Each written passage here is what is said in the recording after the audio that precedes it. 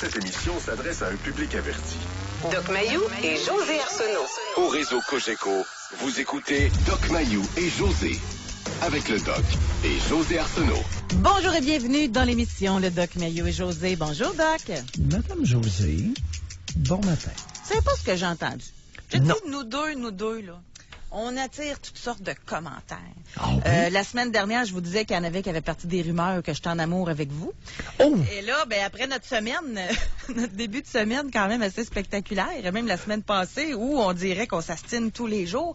Ah, il y a moins de tendance là, vers ces rumeurs-là. Ah, OK. Et même que j'ai un collègue qui est quand même connu, je vais le nommer, Éric Duhem, il vient me voir et dit, avez-vous changé le concept de l'émission? Est-ce que c'est une émission en débat maintenant? Ben, je non. Il dit, je pensais que vous aviez changé la mission. Je pensais que c'était organisé, que vous choisissiez des sujets pour vous ostiner. Ben non, ça donne comme ça. Ben non, Donc, Éric, c'est spontané, c'est... Bon, on est authentique. Aujourd'hui, je c'est pense ça. que... Exact. Authentique, le mot est juste. Aujourd'hui, Oui. on devrait bien s'entendre, selon moi. Mais en tout cas, nous verrons. Et on va parler d'un sujet, moi, qui me passionne. Vraiment, là. Et même que j'aime et je souhaite entendre des gens qui ne pensent pas comme moi. Parce que ça me fascine, vraiment, là. Moi, je pourrais lire là-dessus sans arrêt, puis d'entendre des histoires, etc. J'essaie de rester quand même la plus objective, rationnelle, etc. Mais on va parler du destin. Et vous allez dire, comment ça? Ça sort d'où, ça, ce sujet-là, un matin? Je vais juste rapidement, je lisais les journaux. C'est quand même incroyable l'histoire de la touriste britannique qui est tombée d'un navire de croisière. Vous en avez sûrement entendu parler. Oui. Elle a passé 10 heures dans les eaux de l'Adriatique. Et, suite à de savants calculs, ils ont réussi à la retracer. Ils l'ont retrouvée secourue par des sauveteurs nageurs. Puis, ils l'ont sauvée. Mais pensez-y, là, quand même, 10 heures. Moi, j'en ai fait du bateau, là. Tu sais, puis dans la mer, je me suis baignée dans la mer, là, mais elle devait être épuisée, là. 10 heures dans la mer, sérieusement, c'est incroyable. Oui. Puis en plus, c'est quoi les probabilités qu'elle retrouve? Hey, encore là, c'est faible là, comme probabilité. Alors, la phrase qu'on a entendue beaucoup et qu'on a vu d'ailleurs, les gens l'écrivaient sur les réseaux sociaux, son heure n'était pas arrivée. Ça, on entend ça souvent. Quand il arrive là, des genres d'accidents, exemple, tu prends l'avion, finalement, oups, t'as un empêchement, t'embarques pas dans l'avion. Ben c'est là que l'avion s'écrase. Je donne un exemple, là. Fait que là, tu dis, son heure était pas arrivée. On dirait que, je sais pas comment l'expliquer, on remet ça dans l'univers, un être suprême qui décide à ta place, qui prend les décisions à ta place et qui te dirige vers différents chemins. Alors, c'est pour ça que je pose la question aujourd'hui. Croyez-vous que notre chemin est tracé d'avance? Croyez-vous qu'il existe un grand livre, là? Tu sais, c'était quoi l'expression? J'entendais ça quand j'étais jeune, dans le grand livre. Là. Je sais pas, c'était pas... Il y avait une expression de tout ça, là. Alors, je voudrais savoir si les gens croient qu'on a un destin. Moi, je crois plutôt à notre instinct. Moi, j'aime croire que je suis maître de ma vie. Puis qu'à chaque seconde, j'ai à prendre des décisions. Pas que c'était prévu d'avance. Quand j'ai accepté là, qu'on fasse l'émission ensemble, vous et moi, quand mon boss est arrivé puis m'a dit « José, on te ferait animer avec Doc Mayou. » Ben, j'aurais pu dire non. C'est sûr. Il n'y a personne qui m'a obligé, puis vous non plus, là, d'ailleurs. T'aurais peut-être dû dire non. Non, mais c'est pour vous dire que... j'aime croire que j'ai réfléchi. J'ai analysé les pour et les contre. Et que j'ai pris ma décision. Est-ce que, José, t'as consulté, pour la première fois de ma vie, je vous avoue, que je viens de pitonner sur mon Google... Destin, définition. Est-ce que tu as fait l'exercice de vérifier la définition? Doc Mayou, ne me sous-estimez pas. Ouais, t'es dedans. Alors, chers amis, le destin est défini de la façon suivante. C'est une puissance qui, selon certaines croyances, fixerait de façon irrévocable le cours des événements. Selon le Larousse, on a ici puissance supérieure qui semble régler d'une manière fatale les événements de la vie humaine. Fatalité. Ensemble, suite des événements qui forment la trame de la vie humaine ou des sociétés et semble commandée par cette puissance supérieure. Ouais. C'est qui l'écrit le grand livre, là? Tu sais, quand on parle de ça, là. Mais destin, en passant pour votre information, là, c'est beaucoup plus, ça vient beaucoup plus de la mythologie grecque et romaine. Parce que c'était le destin ou destinée, c'est une divinité aveugle issue de la nuit et du chaos. Et toutes les autres divinités lui étaient soumises. Rien ne pouvait changer ce qu'il avait résolu. Le destin était lui-même cette fatalité suivant laquelle tout arrivait dans le monde. Est-ce que Zeus était soumis au destin? Même le plus puissant des dieux, Jupiter, ne pouvait fléchir le destin en faveur ni des dieux ni des hommes. Oh, Zeus était au-dessus de Jupiter, je crois. Non? Bon, là, moi, je peux pas poursuivre la conversation avec vous parce que mon grec est loin. Oui, ben le mien aussi. Ben maintenant, oui. On comprend que destinée, ça vient de la mythologie. Oui, c'est ça. Puis on dit que la... romaine. Regarde, on va aller plus loin dans l'explication. Oui. Après ça, on ira avec les croyances des gens. Mais la religion juive et chrétienne refuse l'idée de destin. Elle considère que la personne est libre, responsable de ses actes, responsable de son salut, de sa fin dernière. Ben t'es pas sérieux, Zeus? Dans la religion catholique, la foi est un acte libre, mais c'est quand même Dieu qui décide à la fin. Là. Toi, tu t'en vas en enfer, toi, tu t'en vas au paradis, toi, tu t'en vas... Bon, merci. Merci, José. Bon. Parce que là, là, on voulait nous endormir, là. Bon. Non, là, il y a quelqu'un, je sais pas d'où tu citais ce propos-là, mais là, on essayait carrément de nous endormir. C'est Dieu qui décide. Voyons. Ouais, c'est Dieu qui départage, là. Ouais. Mais on dit que Dieu décide pour le bien, mais pas pour le mal. Ah, il décide uniquement pour le bien? En tout cas, dans l'article que j'ai lu, là... Ben, il est supposé être tout puissant, lui, il dort au gaz. Ouais. En tout cas, bon, on va s'en tenir, mais ça en fait partie quand même. Parce que ceux qui croient en la puissance supérieure, ben j'imagine que c'est parce qu'ils croient que la puissance supérieure, chez les catholiques, ils pensent que c'est Dieu, là. Chez les musulmans, c'est Allah. Ben, c'est ça. Chez les juifs, c'est... je sais pas qui, là. Chez les maillouillistes, ben c'est Pierre.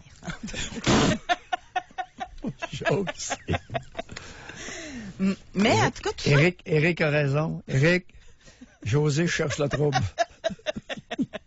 Ben non, c'est pour vous taquiner. Oh, je le sais. Mais vraiment, moi, je trouve ça intéressant. Là. Ouais. Puis j'aimerais ça aujourd'hui, en tout cas, moi, de mon côté, là, pour vrai, ça me fascine. Qu'est-ce qui vous fait croire à ça? Ouais. Qu'est-ce qui vous fait vraiment penser que le chemin est tout tracé? C'est-tu parce que c'est réconfortant? Est-ce que c'est, je sais pas, parce que c'est rassurant de se dire... Mais en même temps, moi, je trouve que ça m'enlève de la responsabilité sur ma vie. Oui, mais José, Allah, il verra. Dieu mène le monde. Comprends-tu? Bouddha va s'occuper de nous autres. Il y a une puissance supérieure. Ouais. Toutes les grandes croyances et dans les idéologies non religieuses, les communistes, les soviétiques, c'était l'État. Puis au Québec, régulièrement, on invoque l'État-providence. C'est quoi ça, l'État-providence? Si ce n'est une puissance supérieure qui va vous encadrer, gérer votre vie, vous tracer le chemin à suivre. Mais tu sais, il y a plein de... Le PQ à ses débuts, il voulait-tu nous tracer le chemin? Mélangez pas les sujets. Là. Non, on mais, pas de politique à mettre. Oui, mais idéologie... Vous êtes à la veille de ramener Pauline Marois, là. José, les grandes idéologies, les grandes croyances idéologiques, qu'elles soient basées sur l'existence d'un dieu, plusieurs dieux, comme chez les Sikhs, ou bien, à teneur sociologique, ce sont des idéologies. Ben moi, je fais une différence entre idéologie et entre croyance, entre valeurs politiques ou entre croyances. Moi, ben c'est une... Parce qu'il y a autant de PQ, de libéraux que d'adéquistes, de rhinocéros qui croient en une puissance supérieure. Là. Ben, ils se croient, oui, mais là, le danger, c'est qu'avec les partis politiques, ils se croient la puissance supérieure. Mais c'est un autre sujet. Non, Staline se prenait pour un dieu. Saddam Hussein se prenait pour un dieu. C'est lui qui menait, puis il était. Je suis la voie, la vérité et la vie. En tout cas, entre dictateur et Dieu, moi, je vois une différence quand même, là. Non, habituellement, ils sont le bras droit de Dieu, puis ils sont le Dieu. Ce sont des Jésus-Christ ambulants, là. Ben Puis- oui. Puis ils font pas grand miracle, hein. Oui, ils veulent en faire. Jusqu'à temps que le système s'écroule avec Gorbatchev. À un moment donné, Gorbatchev a dit « Time out, là. Je pense que le chef du gouvernement de l'Union soviétique, c'est pas le bras droit de Dieu. » Revenons quand même, si vous Bon. le désirez. Oui, Bon, destin, à chemin notre tracé chemin d'avance. tracé, Oui. etc. Et je vais faire une pause, on va faire une séparation. Là, là on met la table. Après ça, j'ai vraiment hâte de parler avec des gens. On a d'ailleurs Jeff de Québec qui est en ligne pour Oui. nous parler. Mais, qu'en est-il de ceux qui perdent des enfants en bas âge? Là? Non, j'ai tellement ça, perdre. Que des enfants en bas âge qui meurent. C'est quoi? Vous allez dire la phrase « Dieu nous envoie les épreuves que nous sommes capables de prendre ». Oh, je l'ai souvent entendu, celle-là. Mais c'est ça. Mais comment vous l'expliquez, ça? Ouais, Dieu nous envoie les épreuves que nous sommes capables d'affronter. Mais, à titre de psychiatre, je vais devoir vous dire que Dieu prend des risques. Parfois, il envoie des épreuves et puis ses sujets se suicident. Fait que ça marche pas tout le temps, hein? Dieu s'est trompé. Il pensait que la personne était capable de prendre l'épreuve, elle s'est enlevé la vie. Bref, on va philosopher ce matin. On y va avec nos croyances. Et vous allez être accueillis. Même vous me l'avez dit au téléphone un matin.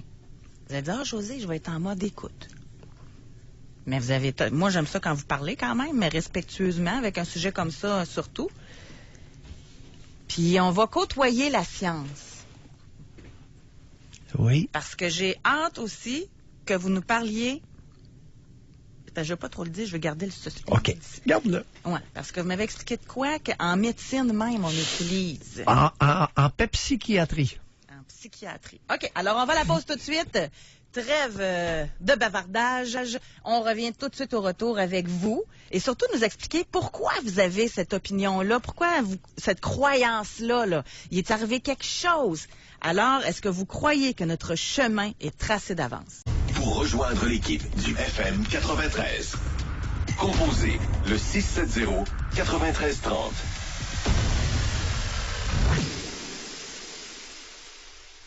Jusqu'à 11h, au réseau Cogeco. Doc Mayou. Doc Mayou et José. Et José Arsenault. Avec le Doc et José Arsenault. Est-ce que vous croyez que notre chemin est tracé d'avance? Je voulais commencer direct avec Jeff de Québec, mais j'ai pas le choix, là. Je vais lire un texto qu'on a reçu. Le destin est essentiellement une bébelle de femme.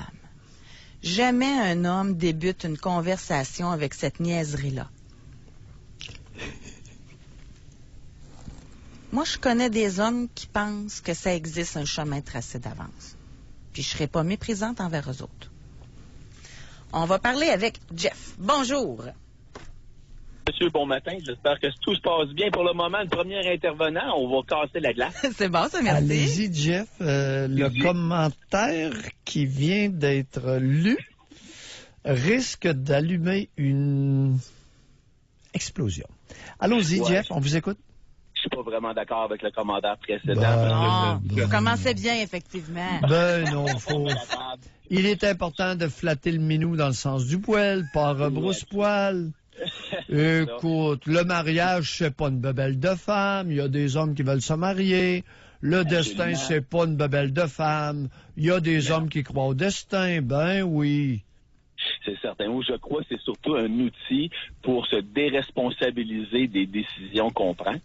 C'est là depuis longtemps, à mon avis. Il y a tout le temps eu dans l'humanité, dans l'histoire de l'humanité, des facteurs par lesquels des entités supérieures, des forces supérieures nous permettent de faire des erreurs alors qu'on se fait croire que quelqu'un va nous permettre ou quelque chose va nous reprendre en main en cours de route. Il y a une ligne tracée d'avance. C'est très déresponsabilisant. Ça nous permet d'être un peu plus lousse avec nous-mêmes comme individus. Ah, ouais? J'ai l'impression que... Vous commencez raide, vous? Oui, Moi, j'aime oui. ça. Ouais, je m'excuse. Non, j'aime ça, moi. Ben, excusez-vous pas, on vous écoute. Donnez votre opinion. Je trouve que... Lâchez-vous. je côtoie beaucoup de monde dans le public et c'est hallucinant de voir comment les gens ne sont pas capables de comprendre qu'ils sont la somme de leurs décisions et non pas ils subissent un fil de vie déterminé d'avance et je dis régulièrement aux gens, vous n'êtes pas venu, sur votre baptistère n'est pas inscrit votre ligne de vie, vous allez la faire, puis c'est l'ensemble de nos décisions qui nous mènent où ce qu'on va et non pas un destin ou quelque chose, mais c'est tellement réconfortant de pouvoir blâmer ou mettre ça entre les mains de quelque chose d'autre. La vie est pas bonne pour lui. Hein, on l'entend ça, hein? Ouais, ben, j'ai souvent dit à des gens, tu peux avoir une mauvaise journée, une mauvaise semaine, un mauvais mois, à la limite une mauvaise année, mais une mauvaise vie, ça n'existe pas. C'est un ensemble de mauvaises décisions sur lesquelles on ne se corrige pas. Et que faites-vous de la partie... excusez-moi, Doc Mayou, votre question? Oh, merci. Vous avez été pas pire.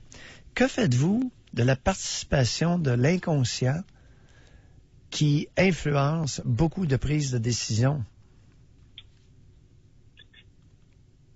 Dans le sens où vous l'apportez, l'inconscient, à mon avis, est la somme de l'éducation et des influences qu'on a reçues. Ouais. Donc, c'est pas vraiment de l'inconscient autant que notre éducation, la somme de notre environnement. Dans mon idée à moi, on est le reflet de nos influences.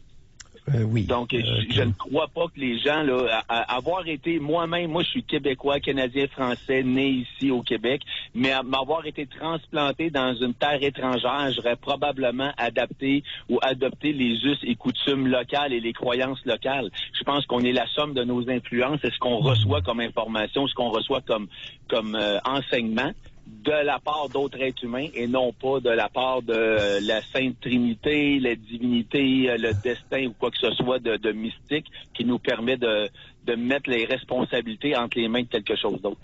Jeff, avec la rhétorique que vous venez de démontrer, si vous naissiez dans un pays arriéré, un pays dictatorial, un pays avec une culture tarée, vous auriez migré au Québec? Fort probablement. Hey, merci beaucoup. Moi, j'aime beaucoup ce que je viens d'entendre. Bonne journée. Merci. Bye. Au revoir. Ça commencerait? Non, ça commence bien. J'aime ça. C'est comme on a une femme ici qui nous a écrit par texto.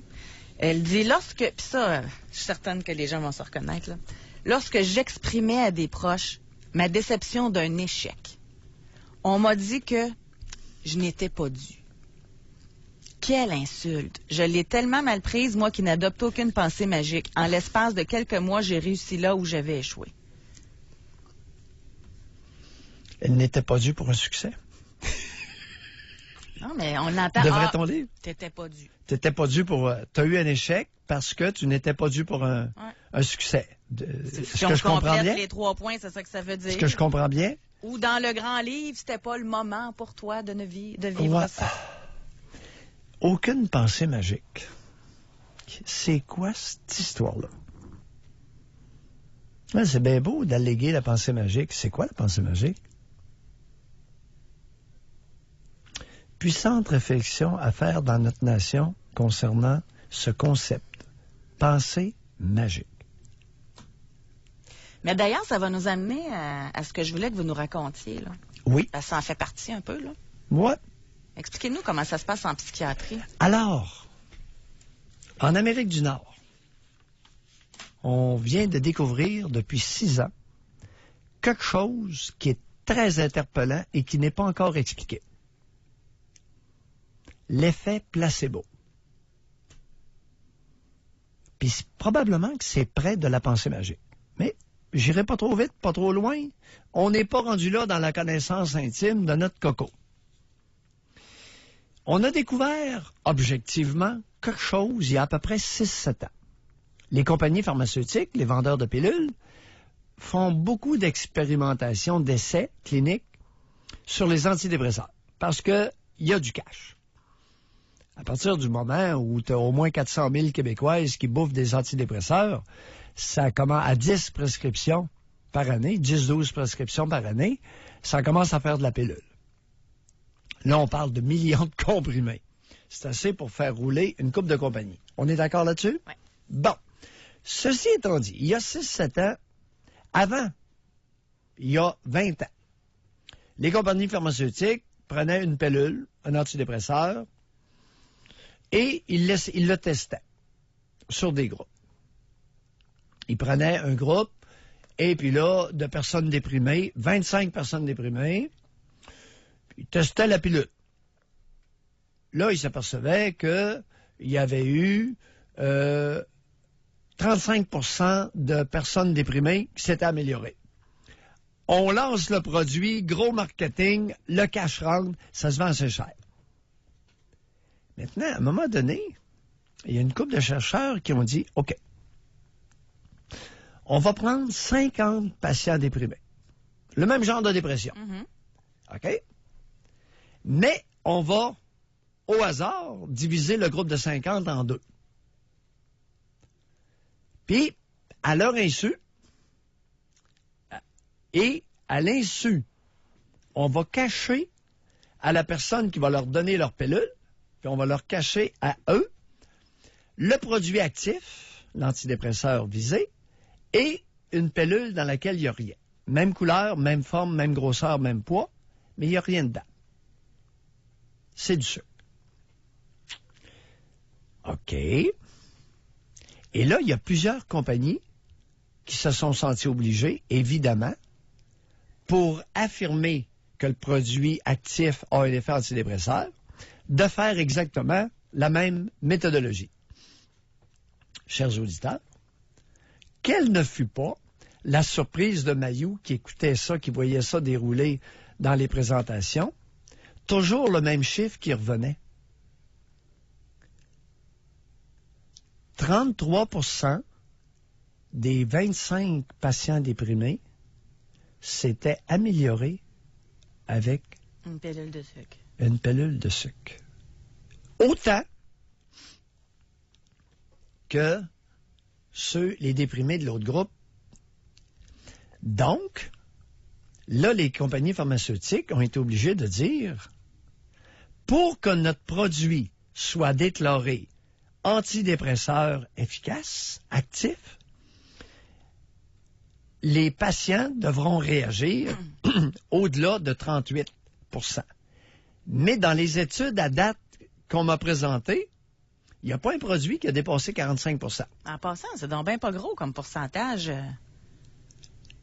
avant de mettre un produit sur le marché. Moi, dans votre histoire, là, l'histoire des effets placebo, j'en avais déjà entendu. Je savais pas qu'en psychiatrie aussi, c'était comme ça. Puis, ben oui. Mais ce qui m'interpelle là-dedans, c'est qu'on met sur le marché des médicaments qui ont fait leur preuve dans 35% des cas seulement. Ben, c'était. Caroline. Alors là, on a vérifié. Et pour reconnaître le principe actif de la pilule, il faut que ce soit un peu plus que l'effet placebo. Et il y a des produits qui se sont révélés des antidépresseurs efficaces, 38, 42, et sauf erreur.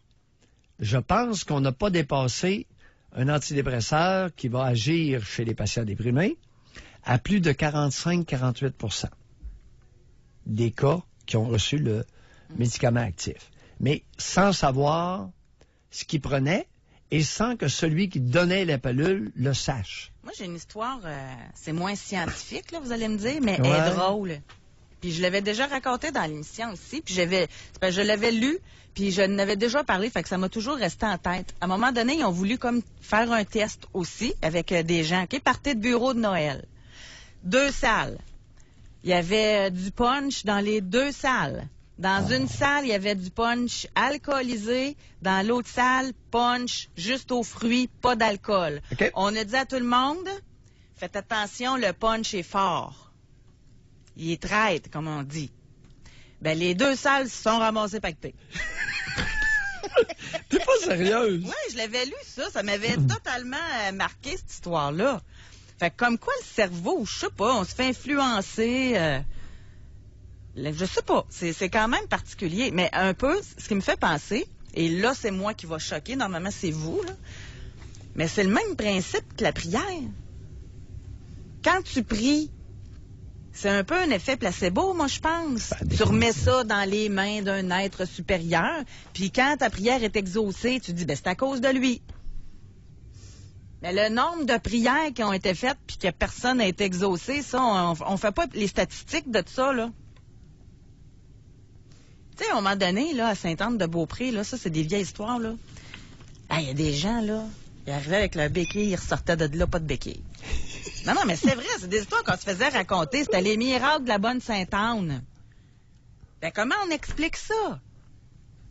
C'est que les gens faisaient tellement confiance qu'ils se sont dit, moi, ils essayaient. Germain, le voisin, aurait dit, lâche tes béquilles, il l'aurait pas écouté, mais la bonne Sainte-Anne, ils l'ont écouté. Ils ont fait confiance. C'est un peu ça, je pense, hein, ce phénomène-là. Qu'est-ce que vous en pensez?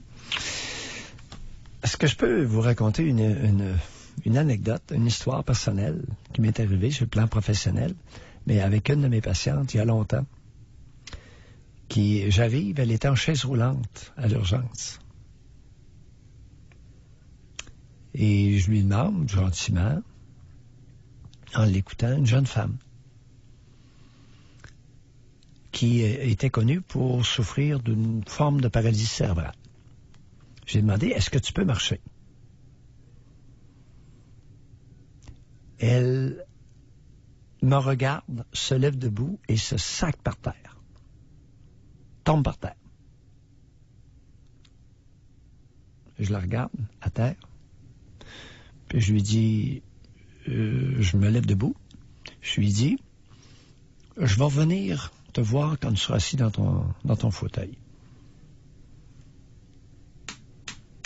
Ça a pris combien de temps? Ça n'a pas été long. Elle s'est assise dans son fauteuil puis elle est sortie en marchant. Toute seule? Mais c'était une fausse, là. C'est pas vous qui avez dit « Lève-toi et marche », là. Mais c'était quoi? Comment vous analysez ça? Elle voulait me montrer qu'elle ne marchait plus, alors qu'elle marchait dans les mois précédents. C'était une fraudeuse. C'était une fraudeuse. Elle ne marchait plus. Non. Elle ne marchait plus. Elle était convaincue que...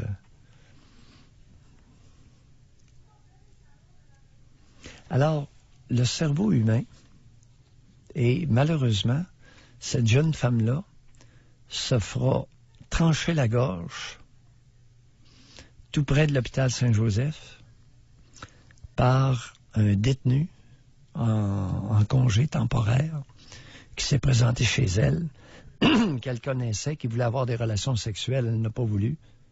Et il a pris un couteau de cuisine puis il a tranché la gorge d'une oreille à l'autre. Et Colin, cette même femme-là que vous nous avez racontée? Oui. Alors, à mobilité restreinte, heureusement, elle était à quelques pas de l'hôpital Saint-Joseph, puis ils l'ont sauvée. Hein? Alors certains diront c'était son destin. C'était pas son heure. Non, elle était dans un appartement tout près de l'hôpital Saint-Joseph à Trois-Rivières. Ils l'ont sauvée à l'hôpital. On va aller... Par la peau des dents, alors qu'on sait très bien qu'il n'y a même pas de peau sur les dents. On va aller à la pause là-dessus. On veut vous entendre. De votre côté, en avez-vous des histoires à nous raconter, là? Est-ce que vous pensez que votre chemin est tracé d'avance? Est-ce que vous pensez qu'il y a un grand livre d'écrit? Ou vous pensez plutôt que vous êtes un maître de vos décisions et de votre parcours? On va aller à la pause, on vous parle au retour. Pour rejoindre l'équipe du FM 93, composez le 670-9330. Doc Mayou et José Arsenault. Avec le Doc et José Arsenault. Au réseau Cogeco. Aujourd'hui, on parle de destin. Est-ce que vous croyez que notre vie, notre chemin est tracé d'avance ou vous pensez que nous sommes maîtres et responsables de notre parcours?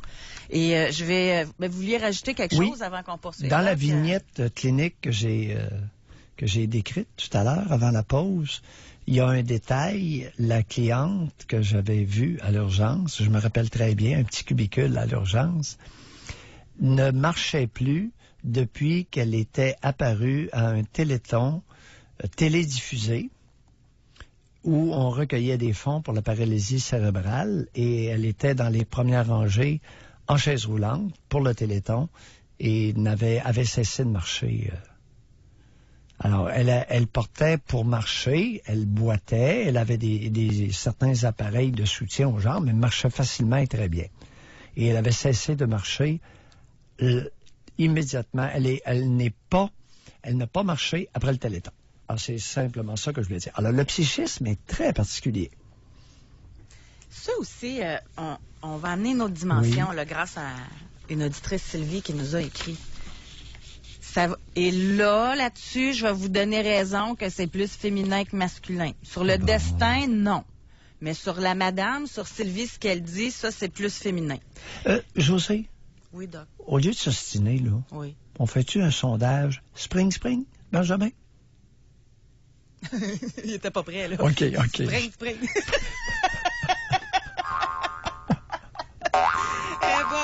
Quand vous avez dit Spring, Benjamin, je vois, c'est pas Benjamin, là.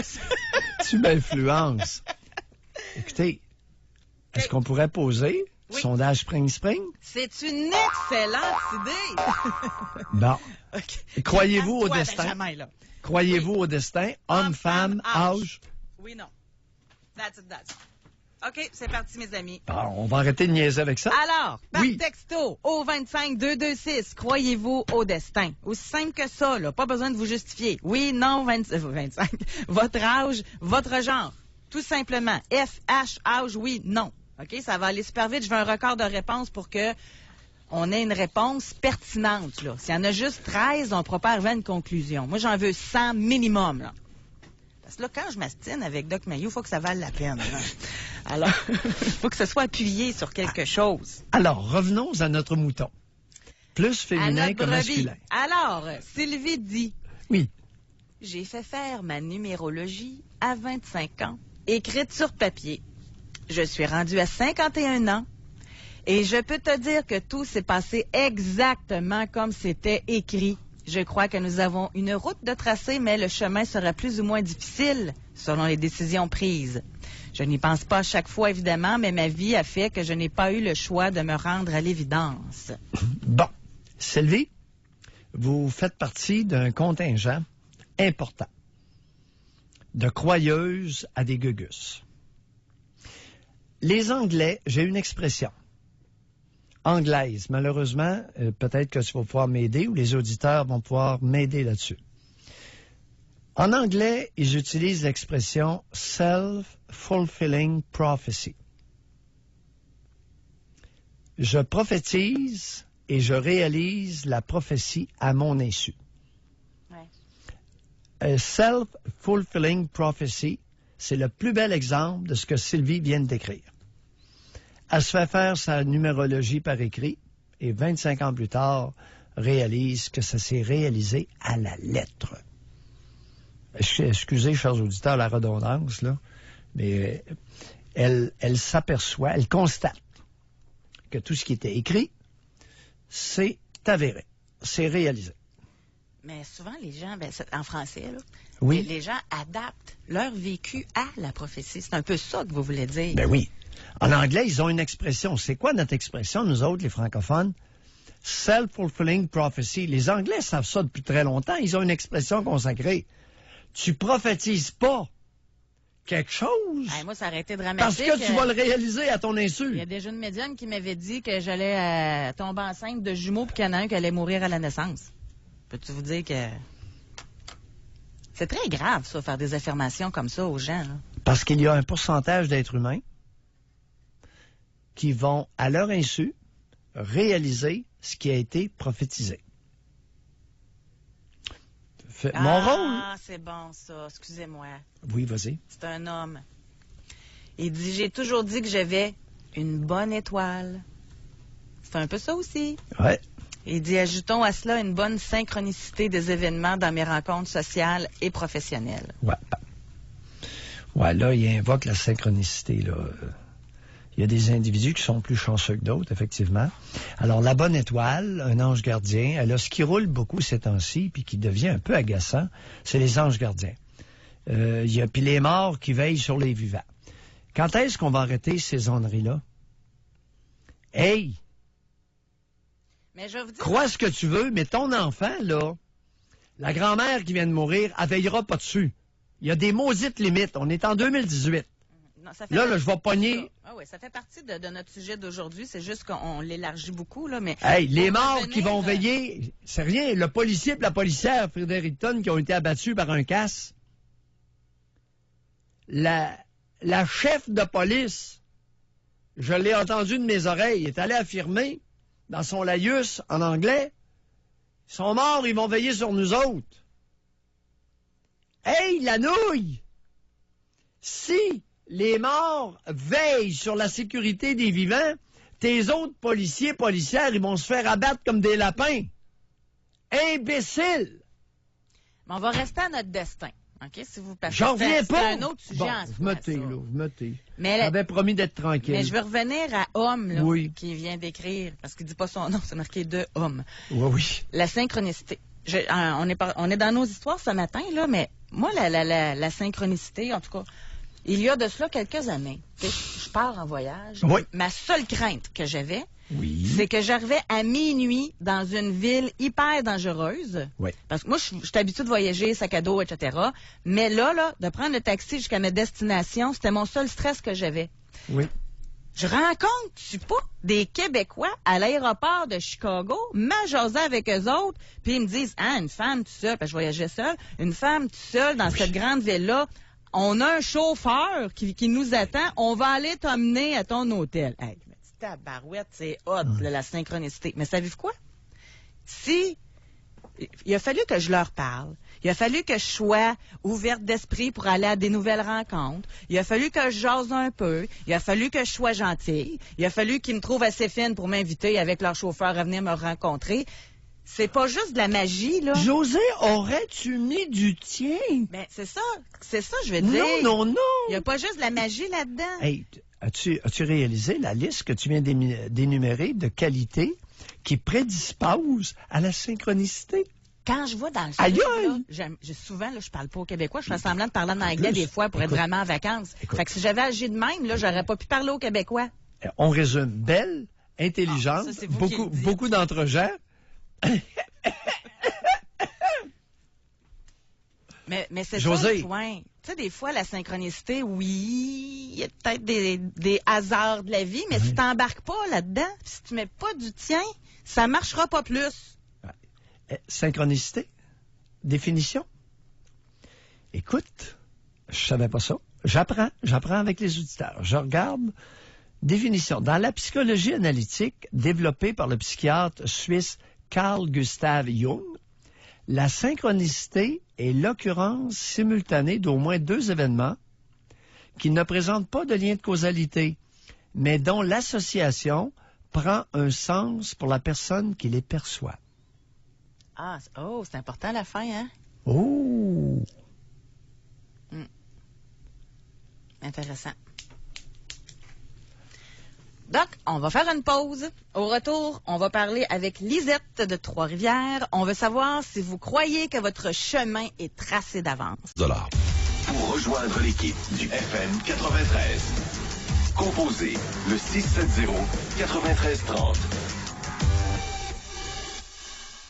Doc Mayou et José Arsenault. Avec le Doc et José Arsenault. Au réseau Cogeco. Aujourd'hui, dans l'émission, on veut savoir si vous croyez que notre chemin est tracé d'avance, si vous croyez au destin. On va parler avec Lisette de Trois-Rivières. Bonjour. Salut, gang! Bonjour, Lisette. Moi, je ne pense pas que le destin existe et je ne pense pas non plus qu'on est maître de sa vie. OK. Parce que premièrement, je voudrais dire un grand merci à vous deux. Grâce à toi, Pierre, je suis devenue athée par les réflexions que tu m'as fait faire. Et grâce à toi, belle Josée, je suis devenue céto. Et les deux, vous m'avez changé ma vie. Fait que je vous considère comme des anges. Pas post-mortem, là, bien vivant. Mais concernant le destin, non, ça je pense pas que je pense que on forge notre destin selon notre inconscient, qu'on se met des setups en place. Ça, oui, ça se peut. Puis maître de sa vie, quand on devient malade, on peut plus subir sa vie que d'être maître de elle. Hey boy. Ouais, on appelle ça, Lisette, un agent de réalité. Bang! Oui. Enfin, tu sais, il y a eu un Keto-Fest à l'île d'Orléans. Moi, je savais que j'étais pas capable de rester debout, puis je savais que les chaises, j'étais pas capable, fait que j'ai emmené ma chaise roulante. Mais non, je suis capable de marcher, là. Mais j'ai emmené ma chaise roulante puis mon collier cervical parce que je savais que ça allait être une grande journée pour moi. Mais c'est ça. Je suis rendue, je traîne ma chaise roulante parce que rester debout, c'est rendu difficile, alors que moi, j'aimais tellement faire des choses physiques. J'ai pas être incapable de faire les choses physiques, ça me donne pas de l'intelligence, là. Si c'était facile comme ça, j'accepterais la pilule plus facilement. Mais j'ai pas plus d'intelligence parce que je promène ma chaise roulante. Ça, c'est poche. Non, je suis pas maître de ma vie puis pas. Mais j'ai une question, moi. Qui pige, là, l'ange gardien qui va aller à une, puis l'ange gardien qui va aller à l'autre? Y a-tu des anges gardiens meilleurs que d'autres? Parce que je suis en train de lire un courriel, OK? Parce que c'est arrivé à plusieurs reprises, des gens qui disent, moi, j'ai eu un accident, c'est sûr que c'est mon ange gardien qui m'a protégé. Mais l'autre à côté qui est mort, lui, son ange gardien, c'était quoi? C'est un pourri? Il a échoué son cours? C'est quoi, là? Bien d'accord avec toi. Je suis bien d'accord avec toi. Moi, je suis plus capable de l'entendre non plus, là. C'est réconfortant, je pense, de dire oui, les choses ont bien été, donc. Je pense que c'est un réconfort qui est très profond. Moi, j'adhère pas à ça, puis non, j'ai déjà été croyante, là, autrefois, là. Mais avec le mal de dos, puis là, de me rendre compte que c'est tout le temps... il faudrait que je voie le meilleur, puis ça, c'est une autre affaire. Quand tu deviens malade, il faut que tu restes très souriant, sinon tu subis les autres. Puis ça, c'est encore plus poche. Là, comme destinée, là, ça, c'est le maître de ma vie, là. Je passe énormément d'énergie à sembler être heureuse. Parce que sinon, c'est pire. Les comportements de ceux qui m'entourent, c'est tu devrais. Il faut pas. Non.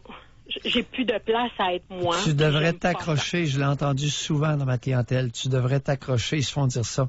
Tu devrais t'accrocher le sourire. Oui, c'est ça. Ça, je l'ai compris. Mais en dessous, je fais de l'hypertension parce que j'aimerais tellement ça, pouvoir être pas tout le temps de bonne humeur. Puis j'aimerais ça que le monde y arrête de me prendre comme une petite fille parce que ils vont tout le temps à l'avant de moi parce qu'ils veulent m'éviter des affaires. Je vais le demander. Je vais le demander plutôt que j'ai-tu droit au chapitre de ma vie? Fait que c'est pour ça, moi, je suis ni destin ni maître de ma vie. Moi. Merci beaucoup de votre participation, Josée. Oui, merci beaucoup, Lisette. Merci beaucoup, Lisette. Merci. Bienvenue. Bye. Intéressant. Méchante leçon de vie, hein? On a une auditrice, Chantal. Elle dit j'ai un peu, même beaucoup de misère avec ceux qui disent qu'on a le choix sur sa santé. Je le lis parce que ça va un peu en lien, là. Elle dit, mon frère vient de mourir de la sclérose en plaques à 52 ans, avec 22 ans derrière lui, à se voir diminuer à tous les jours jusqu'à ne plus parler et manger. Venez pas me dire qu'il a choisi ça. Venez pas me dire qu'il a choisi sa destinée. Il en a pris en masse de décisions pour changer le cours de sa vie, des médications, etc., l'opération aux États-Unis pour débloquer sa carotide, le vouloir de se tenir debout. C'est drôle, hein? Rien n'a fonctionné. Alors, si on a le pouvoir sur sa vie et sa santé, pourquoi lui ne l'a pas eu?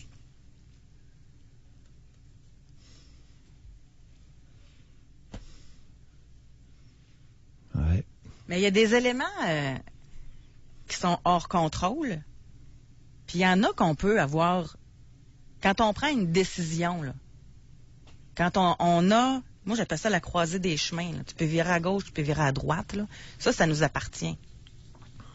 S'il n'y a pas trop d'influence d'éléments bien camouflés dans le psychisme, qui agissent à l'insu de la personne. Exemple, tu arrives à ta croisée de chemin, tu as une décision, tu peux aller à gauche ou à droite. Mais à gauche, ça va déplaire beaucoup à papa ou à maman. Mais c'est quand même toi qui vas prendre ta décision, là, Doc. Est-ce qu'on y va quand même? Mais c'est ton choix, c'est ça, c'est ton choix. C'est pas l'ange gardien qui décide, c'est pas l'être suprême qui ça décide. va déplaire beaucoup à papa ou à maman ou aux deux. Moi, je vais aller plus loin parce que là, on est dans les maladies. OK? Moi, là, je vais aller dans de quoi je connais. Là. Si tu te bottes de sucre toute la journée puis que le médecin t'annonce que tu as le diabète de type 2, là. Ben oui. Ben ça, tu l'avais le contrôle là-dessus, là. Ben oui. Un certain... Ouais, ouais. Ben. Oui, mais ta mère t'a bourré de pizza, puis de cossins, puis de biscuits quand t'étais jeune. Ben, c'est pas le destin, là. C'était sa décision à elle. Le pourquoi, ben, c'est pour ça que vous êtes là. Ouais. Mais c'est pas le destin, ça. Les chips et la liqueur étaient achetés en contenant de 2 litres, puis les gros sacs. Puis il y en avait. Ben, moi, dans mon temps, c'était des caisses de 12 de Fiesta qui passaient à la maison. Ouais. Ouais. On n'avait pas quand même, là, vous allez dire que, bon, il n'y avait pas la même éducation dans le temps non plus concernant les aliments, concernant la nourriture qu'aujourd'hui. Ça, il faut quand même dire qu'il y a eu une évolution là-dessus. Ben là. oui, l'information circule. Maintenant, le résultat tarde à venir. Ouais. C'est graduel, c'est tranquillement. Avant d'aller à la pause, je vais lire Homme 44 ans. Oui. Il dit, j'ai eu un gros accident le 29 juillet dernier dans une voiture décapotable. La voiture est une perte totale, complètement détruite. Je me suis fait frapper par un Dodge Ram à 100 km/h. Mon véhicule s'est envolé. Il a atterri sur les roues, dans le fossé, 15 pieds plus bas. Tous les gens qui ont été témoins m'ont dit que j'étais miraculée, qu'un ange était avec moi, que j'étais bénie. J'étais bénie, je suis quelqu'un de terre à terre. J'essaie d'analyser le mieux possible, alors j'ai répondu que je n'étais pas miraculée ni bénie, mais que c'était tout simplement une question mathématique, de physique, vitesse, angle de frappe et tout. Alors non, la vie n'est pas tracée. Oui, c'est que notre auditeur fait allusion aux probabilités. Alors, dans les circonstances, c'est de la cinétique. Des véhicules sont en mouvement, il arrive une collision. Quelles sont les probabilités qui tombent sur les roues ou qui tombent sur le toit? Alors, après analyse, on peut déterminer les probabilités. J'ai aucune idée de quel ordre elles sont, mais c'est comme ça. Alors, quelles sont les probabilités qu'un chat qu'on laisse tomber sur le dos par terre tombe sur ses pattes? À date, dans mon expérience avec les animaux, à 69 ans, c'est 100%. Puis j'ai essayé à différentes hauteurs. Et même très près du sol, il va réussir à tomber sur ses pattes. Donc, dans mon expérience à moi, probabilité qu'un chat qu'on laisse tomber par terre, je parle pas de 25 pieds, là, mais d'une hauteur raisonnable, on le met sur le dos dans notre main, puis on enlève la main. Il va tomber sur ses pattes dans 100% des essais que j'ai faits. Par contre, dans l'exemple amené par l'auditeur, il a tout à fait raison, et là, ça prendrait des physiciens. Ils vont vous calculer, un physicien puis un statisticien va vous calculer, d'après les forces en présence, les vitesses, quelles étaient les probabilités que son décapotable atterrisse dans le fossé sur les roues et non pas sur le toit. Ouais. On va s'arrêter, on va aller à la pause, Doc. Au retour, j'aimerais bien parler avec des auditeurs. Est-ce que vous avez cette croyance-là que notre chemin est tracé? Est-ce que vous croyez au destin? Racontez-nous là, des événements comme ça qui vous font analyser rationnellement peut-être ou encore qui vous font croire encore plus que notre chemin est tracé. Ça serait vraiment intéressant que vous réserviez votre circuit téléphonique dès maintenant. Pour rejoindre l'équipe du FM 93, composez le 670-9330.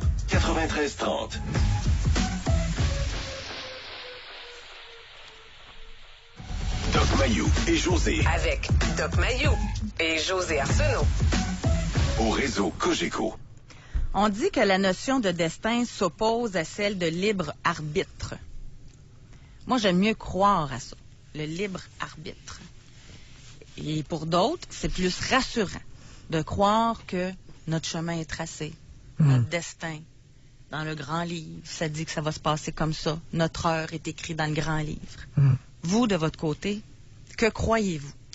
On va parler avec Léon, qui nous appelle de la Beauce. Bonjour, Léon. Oui, bonjour à vous deux. Oui, Léon. Bonjour. Moi, c'est pour vous dire, le destin, là, j'y crois plus ou moins. Je vais vous conter une histoire qui m'est arrivée quand j'étais jeune. J'étais parti à la pêche avec trois amis. On avait mis le moteur de la chaloupe dans la valise, OK? C'est un gros moteur, là, parce qu'on prenait une chaloupe à l'autre place, en tout cas, là. Puis l'auto, c'était, je sais pas si ça vous dit quelque chose, un démon avec un moteur 340. Quelque chose qui tirait pas mal.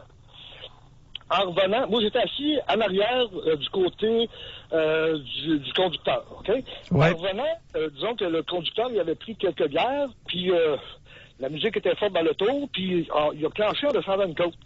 Sauf que dans le bas de la côte, c'était en plein dans un village, là. En bas de la côte, il y avait une traque qui était surélevée d'à peu près, je sais pas, 6 pieds, là. Oui. Ça fait que quand on l'a pogné, la traque, nous autres, on l'a levé à peu près. Il y avait des traces 100 pieds plus loin, en tout cas, là, où ça a cogné. OK. Là, on a frappé un poteau de côté. On était plus loin, on a frappé une tank à gaz, pas une tank à gaz, mais la partie de ciment où les tanks à gaz sont installés. Oui. Et on était arrêté après un troisième poteau. Oui. Là, le seul qui était blessé dans l'auto, c'était le conducteur qui avait le volant, il y avait eu le volant dans le front, comme on peut dire, là. Puis lui, du côté du passager, que lui, il avait un talon de cassé. Moi, je m'étais toujours dit, s'il avait fallu qu'on pique du nez, là, le moteur qui était dans la valise nous aurait pété dans le dos, on serait morts là, nous autres. Mais avec le temps, je me suis dit, c'est peut-être le moteur qui nous a sauvé la vie, parce que en le vent dans les airs, ça fait comme un balancier qui a fait qu'on n'a pas piqué du nez, justement, là. Ça fait que c'est le destin, moi je dis que c'est plutôt la chance. On a eu la chance d'avoir, de sortir de là vivant, là. Autre chose, il m'est arrivé toutes sortes de choses dans la vie, c'est que, à un moment donné, bon, c'était l'hiver, je descendais une côte qui était glacée un peu, puis j'ai perdu pied. Puis j'ai tombé, mais de la manière que j'ai tombé, j'étais supposé de tomber en pleine face sur un coin de métal, en tout cas. Je comprends pas comment j'ai fait pour tomber juste à côté. C'est des affaires comme ça, là, qui fait que on se dit, ouais, c'est vrai que c'était pas mon heure ou quelque chose de même, là, mais disons que j'ai eu la chance de tomber là. Je vais vous en raconter une autre petite vite. À un moment donné, moi, j'ai perdu un chat. Puis le chat, ça faisait 2 jours que je le trouvais pas. Puis là, j'avais de la peine. Puis moi, ma marraine a décédé. Puis là, je disais à ma marraine, fait que je retrouve mon chat, en tout cas. Puis ce soir-là, il pleuvait. Puis je me suis allé en arrière de la maison chez nous. Puis là, il y a un garage à côté sur le voisin, en tout cas, là. Là, la pluie a arrêté. J'ai entendu le chat miauler. Le chat était dans le garage. Le monsieur, il avait fermé la porte. Puis, en tout cas, il était parti pour je sais pas combien de mois, lui, là. Fait que le chat serait mort là si je ne l'avais pas trouvé. À ce temps, c'est sûrement pas ma marraine qui a fait trouver le chat, mais c'est des choses bizarres comme ça qui arrivent des fois. Ben, il n'y a rien de bizarre. L'affaire du chat, il n'y a rien de bizarre, là. Ben, non, vous faites une chute sur la glace, on peut pas. Non, après 2 jours, là, écoute, un chat, là, ça peut être combien de temps sans manger, sans boire avant de mourir? 2 semaines? C'est de la manière que c'est arrivé que je l'ai retrouvé. Ben oui, mais écoute, tous les animaux, tous les chats qui ont faim et soif miaulent. Saviez-vous ça? Oui. Alors, vous aviez juste à aller dehors et à écouter. Bon, ceux qui connaissent ça savent ça. Puis oui, votre histoire, là, avec... écoutez, l'histoire que vous racontez en auto, là, j'espère que vous vous vantez pas de ça. Vous étiez un beau groupe de cervelles d'oiseaux. Hein? Oui, on peut le dire. Hey, on peut le dire. Ben oui. Avec les cervelles d'oiseaux, imaginez-vous donc qu'au volant, il leur arrive plus d'accidents que ceux qui ont une tête sur les épaules. Je sais pas si c'est moi que vous traitez de tête de moineau, mais c'est pas moi qui suis au volant. Ben là, écoutez, vous étiez dans l'auto. OK? Alors, bye, Léon. Franchement, là. Doc, là. Ouais. Parce qu'il était dans l'auto, il faut qu'il prenne la responsabilité de l'autre. Non, c'est pas ça que je dis.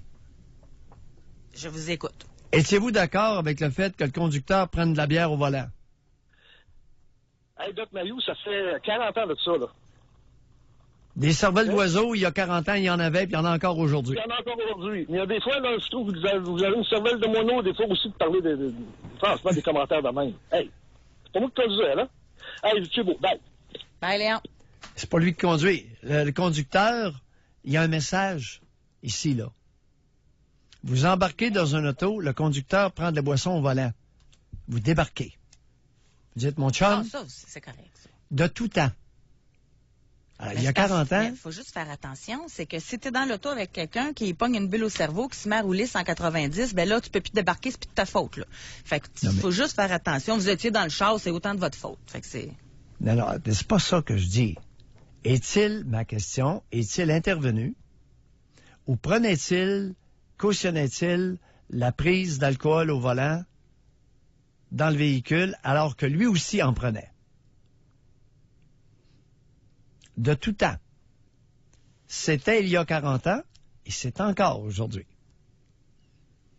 On en profite. Écoute, on est là pour quoi? Ouais. Hein? Pour flatter le comportement irresponsable d'individus qui s'en vantent? Non. Ça va être dénoncé. Parce que c'est irresponsable. Pourquoi c'est irresponsable? Parce que c'est dangereux. Ça coûte des vies. On va aller au téléphone, Doc. On va parler avec Ginette de Québec. Bonjour, Ginette. Bonjour. Ginette. Bon, ben moi, je vais raconter mon histoire, là. Vous allez le croire ou pas. Allez-y. Moi, j'ai rentré à l'hôpital à 3 mois et demi. J'ai sorti de l'hôpital à 6 ans. Et puis, j'ai eu la tuberculose osseuse. Oui. Je sais ce que c'est. Ça voulait dire que je ne pouvais pas marcher du tout. Eh boy. J'ai supposé d'être paralysée, autrement dit. Eh boy. Vous l'avez eu, bébé? Et puis, j'ai commencé à marcher à 6 ans et demi. Parce que moi, je disais à ma mère, moi, je vais marcher. Ben oui. Puis j'ai marché, monsieur. Ouais. Je suis rendu à 71 ans. Ouais. Et je me débrouille encore. Bon, maintenant, est-ce que à l'époque, et écoutez, ça fait longtemps, vous étiez à quel hôpital? Est-ce que vous étiez à l'hôpital Laval à Québec? J'ai rentré ils m'ont rentré à Jeffrey. Au Jeffrey Hill? Puis après ça, ils m'ont transféré à Saint-François d'Assise. Oui. Puis, En j'ai pédiatrie? Dans la section pédiatrie? Ben, des choses des enfants. Là, c'est le bord des enfants. Oui, du côté en pédiatrie, oui. Et puis là, ben, il y avait un grand chose qu'on pouvait sortir dehors, mais avec le lit, là, le lit de l'hôpital. Eh boy. Il me faisait prendre de l'air. Oui. Et puis un bon jour, ma mère a dit, je sors ma fille, puis je l'emmène à Sainte-Anne-de-Beaupré. Oui. Ça, je pourrais écrire un livre là-dessus, là. Oui. Que vous me croyez ou pas, là. Ben oui, c'est ça. Puis, j'ai dit à ma mère, tasse-toi, moi, je sors du banc. Ouais. J'ai sorti du banc, j'ai commencé à marcher à l'église de Sainte-Anne-de-Beaupré. Mm-hmm. Puis même, mon corset de plâtre a été accroché à Sainte-Anne-de-Beaupré. Je suis une miraculeuse d'enfant. Oui, ben écoutez... Ou le vouloir. Ben écoutez, il y a ça, puis il y a les bons soins aussi que vous avez reçus. Oui. Alors, avec le corset de plâtre, ils ont évité une pression sur une fracture des vertèbres. C'était dans vos vertèbres que vous aviez la tuberculose? C'est dans la colonne vertébrale. Oui, dans la colonne, c'est ça, dans la colonne vertébrale. Alors, si les vertèbres s'étaient écrasées, il y aurait eu une compression de la moelle épinière, puis vous auriez été paraplégique. C'est ça, en plein ça. Alors, avec les corsets, vous aviez, oui, mais est-ce qu'on peut dire un petit merci à toute l'équipe médicale qui a pris soin de vous? Oui. Les infirmières, les médecins, les pédiatres. Parce que moi, il y avait une infirmière que je la prenais pour ma mère. Oui. Vous avez gardé espoir grâce à elle? Oui. On lui dit un gros merci à celle-là? Ah, mon Dieu, oui. Merci beaucoup, Puis même, Ginette. quand j'ai été capable de marcher, j'allais la voir chez elle. Il y a du monde. Dans toutes les professions, il y a des individus extraordinaires. N'est-ce pas, Ginette? Ah oui, oui. Merci beaucoup d'en témoigner. Merci d'avoir été avec nous. On va poursuivre avec Cathy qui croit au destin. Bonjour, Cathy. Bonjour, vous allez bien? Cathy, on vous écoute. Bonjour, vous allez bien? On vous écoute. Oui, en fait, j'avais 6 ans quand j'étais jeune et puis mon père à l'époque, il travaillait dans les magasins puis il était souvent transféré. Oui. Et puis, je me souviens quand je restais à Gatineau, j'avais 6 ans, puis j'avais rêvé à une personne. Cette personne-là, je la voyais avec ses longs cheveux noirs, un grand front puis les yeux bleus, puis elle avait une chose de fourrure. Je l'avais jamais rencontré. Puis par la suite, on est déménagé et on est arrivé à Rouyn-Noranda. Et puis la petite fille, elle était là. C'était la même personne que j'ai vue dans mon rêve. Et puis elle était en avant de moi. Puis j'en avais la chair de poule. C'était la première fois qu'il m'arrivait quelque chose comme ça, là. Par la suite, j'ai eu d'autres expériences, là, mais ça, c'est différent. Mais à chaque fois qu'il arrivait quelque chose, je me disais tout le temps, c'est-tu vrai? C'est-tu mon imagination? C'est sûr qu'on se remet en question parce que je pense qu'on veut être réaliste, qu'on est tout terre à terre. Mais je pense que ça arrive que la vie te donne des signes puis te donne des choix parce que moi, j'ai fait souvent appel à ça, à demander à ma foi. Parce que je pense que chacun a sa foi, différents degrés ou différentes personnes. Puis moi, je me suis accrochée à ça parce que j'y croyais. Et puis, je pense qu'à chaque fois que je faisais mes prières et mes demandes, j'avais mes réponses le lendemain. Soit pour enlever l'énergie négative autour de moi, je demandais simplement le fait d'avoir quelqu'un qui pourrait m'aider à faire le ménage dans ma vie parce que je vous dirais que moi, chez moi, c'est un peu l'histoire que vous voyez dans l'exorcisme ou des choses comme ça. Il s'est passé beaucoup de choses. Mon enfant voyait des choses qui se passaient dans la maison et puis je devais lui dire qu'il expliquait qu'il était spécial. C'est pour ça qu'il voyait des choses que les autres voyaient pas parce qu'il comprenait pas puis il voulait même plus dormir, là. Ben, j'ai dû faire face à ça avec lui puis à l'aider là-dedans. J'ai dit, mettons, fermer la porte pour pas qu'il voie ces choses-là en mettant un loup sur ses yeux puis des bouchons pour qu'il dorme parce qu'il dormait plus. Mais je pense que la foi, ça dépend pour chaque personne. Un enfant de quel âge, Cathy? Mon enfant, à l'époque, il avait 3 ans. Puis les lumières de sa chambre s'allumaient seules. Il me parlait qu'il voyait des anges noirs. Puis là, je disais, ça n'existe pas des anges noirs, mon petit homme. Puis là, il était là, oui, je les vois. Je dis, c'est pas vraiment des anges, c'est des personnes qui sont perdues. Tu sais, j'essayais de l'aider parce que moi, quand j'étais jeune, j'ai vécu ces choses-là, mais moi, mes parents m'ont traité de folle. Fait que moi, je me suis crue vraiment psychologiquement atteinte. Puis j'osais pas en parler. Puis je vivais des choses. Fait que, mais j'ai pas voulu faire le même scénario avec mon enfant parce que je pense pas qu'il était fou. Je pense simplement qu'il voit des choses que d'autres peut-être voient pas. Puis j'ai voulu juste l'aider puis le guider là-dedans parce que je pense que c'est ça qu'il avait besoin, de se sentir sécurisé parce qu'après ça, il a dormi, il a plus besoin de ses bouchons puis son chose puis il m'a dit qu'il voyait plus rien. Fait que j'ai dit, c'est bien parfait. T'as fermé la porte, maintenant tu peux te reposer, c'est terminé. Vous savez, Cathy, on n'a pas fini de découvrir des particularités du cerveau humain. Des différences importantes entre les individus. On n'a pas fini de découvrir ça. La mosaïque humaine est tellement diverse pour toutes sortes de raisons. Il y a toutes sortes de phénomènes qu'on va étudier, qu'on ne connaît pas. Alors, il y a les phénomènes de déjà vu, de déjà entendu. Il y a toutes sortes d'histoires. Je vous assure qu'on a encore du millage à faire pour la compréhension du cerveau humain. Moi, j'ai juste une chose, par contre, à peut-être souligner d'important aux gens, c'est arrêter d'accrocher sur le spiritisme, parce que plus que vous accrochez sur le culte ou ces choses-là, plus que vous ouvrez une porte pour des choses qui se passent chez vous. Puis je le dis parfait, parce que je l'ai vécu, puis j'ai eu mon ancien conjoint qui à un moment donné me retenait parce que je me faisais tirer du lit. Je vous le dis simplement, là, ouvrez pas de porte. Puis faites attention parce que c'est très dangereux de jouer avec ce côté-là. Là. C'est pas drôle. Là. Moi, ce que j'ai vécu, la lévitation, tout ce que vous voyez dans les films d'horreur, là, les films d'exorcisme, tout ça qui monte à la télé, ben moi, je l'ai passé par là. Puis aujourd'hui, je ne le vis plus. Quand ça devient intolérable, vous pouvez toujours demander à votre médecin de famille une consultation psychiatrique. Oui, tout à fait. Moi, je suis allée voir l'église puis j'ai changé de vie. Oui, parfois... Attends un peu, là. Vous parlez d'église, Doc Mayo parle d'un psychiatre. C'est pas pareil. Je le sais. Mais c'est pas de la schizophrénie parce que je suis pas toute seule à l'avoir vécu. Fait que je sais que mais vous, c'est quoi qui vous a sauvé quand vous dites que vous êtes allé voir l'église?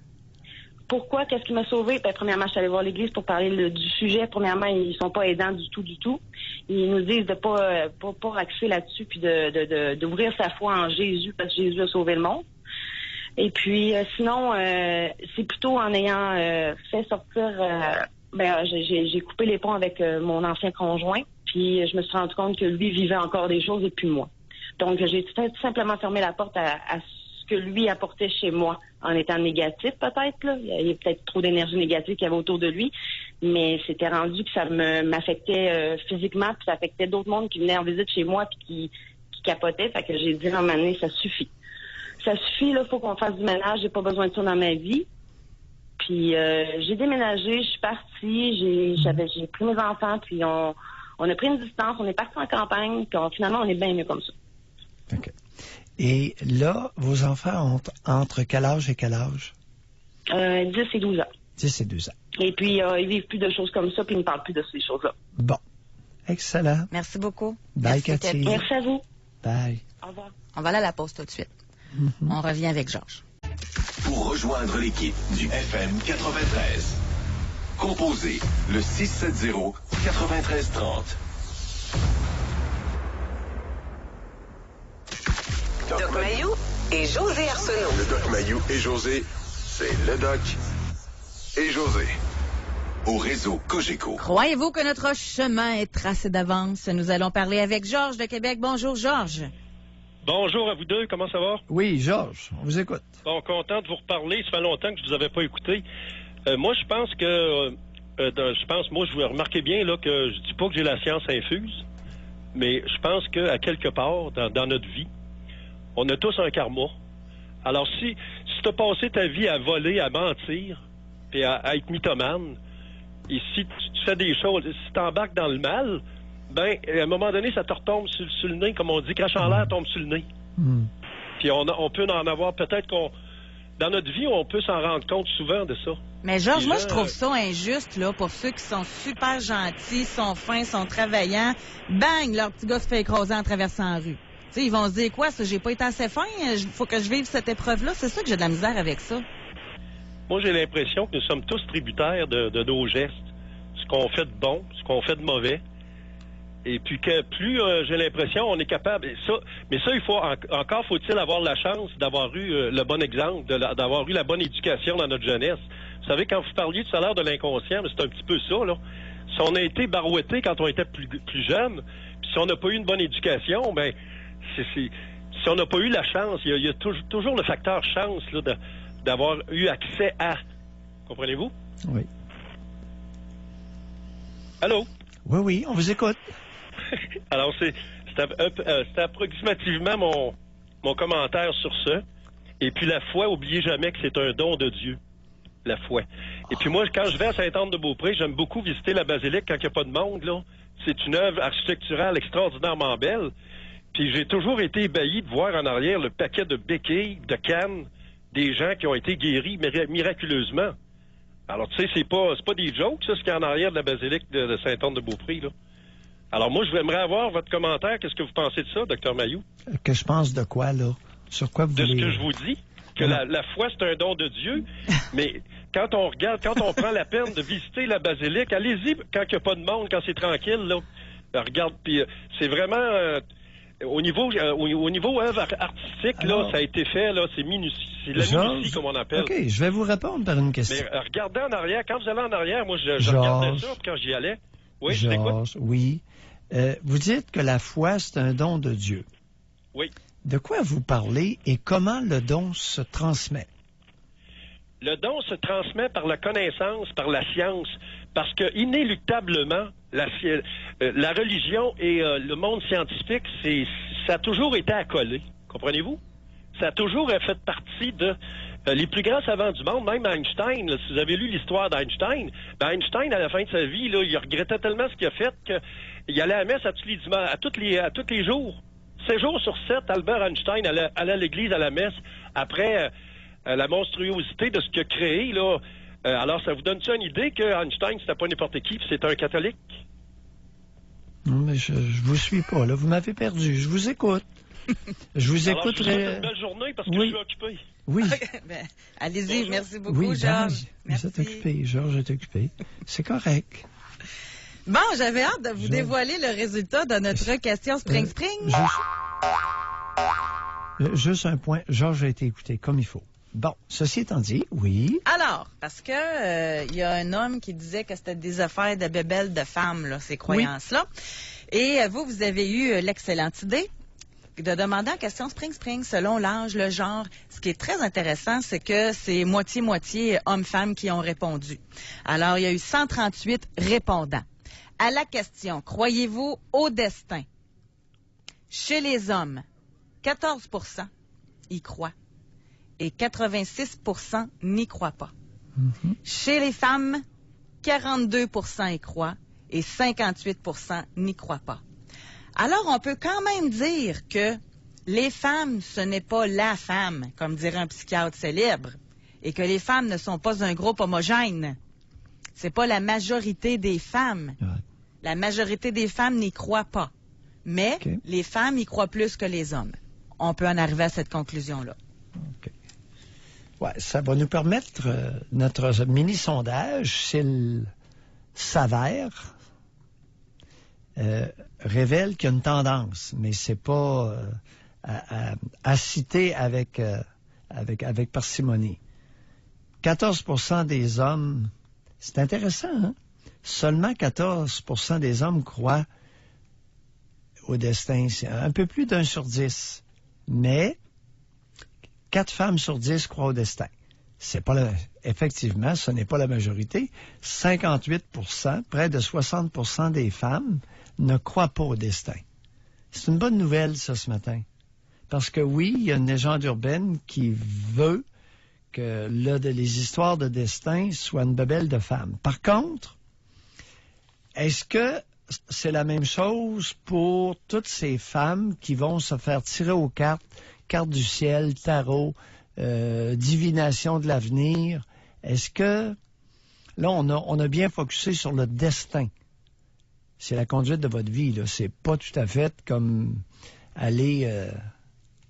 parce que les tarots, les cartes du ciel, ces choses-là, à ce que je sache, c'est 80 % de femmes au moins qui vont là. Attendez un peu. On va être objectif, là. Vous attendiez-vous à ce que 4 sur 10 des femmes qui croient, vous attendiez à plus? Peut-être que vous attendez à plus aussi sur les divinités, puis que vous seriez surpris. On va dire ça. La divination, hein? C'est ça. OK.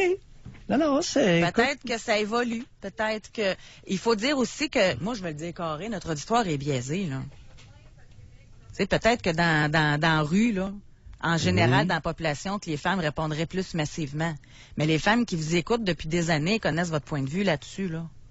Oui, mais il y a, dans notre auditoire, José, il y a une différence importante entre les hommes et les femmes. Quand même. Près de 3 fois. C'est la différence homme-femme dans notre auditoire. Ça, c'est vrai. Il y a quand même une différence. Mais 14 % y croient versus 42 %. Il y a presque 3 fois plus de femmes qui croient au destin que d'hommes dans notre auditoire. Ouais. Ouais, mais c'est pas la majorité dans notre auditoire. Exact. Merci, Doc. Intéressant. Merci beaucoup, Benjamin. Merci beaucoup à Olivier. Et à vous aussi de votre participation. On se retrouve demain. Bye-bye.